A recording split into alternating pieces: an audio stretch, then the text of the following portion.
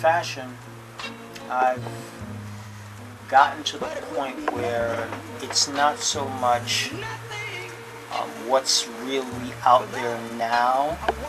It's basically incorporating what you've already had and making it your own. I know fashion is always changing. What could have been the style or the trend in the 60s, by the time the 70s comes around, okay, it's no longer in season, but then you find 30, 40 years later, the 60s is back again because everybody's wearing retro, they're wearing mod looks, chukka boots, and slim-fitting outfits. Fashion is what you make of it for you.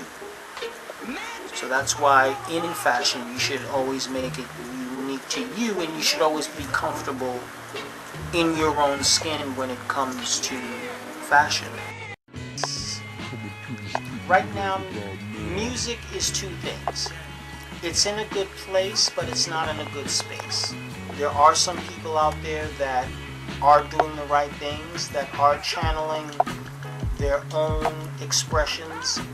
I do believe that that trend of following and not leading is going to it's going to change eventually, because more and more we're starting to see new and up-and-coming artists with fresh ideas, bringing different spins on things, bringing new things to the table.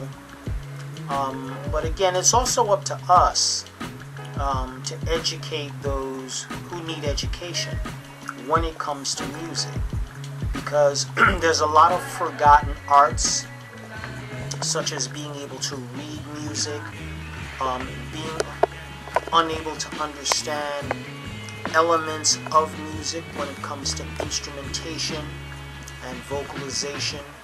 I mean, these are lost arts now because of the computer age. It makes it easier to do things, but again, with these up-and-coming artists that have these fresh ideas, I guess the more of them that come out into the forefront, it'll sort of teach those who are in the darkness, and eventually everyone will come to the light, and musically everything will be in a better place.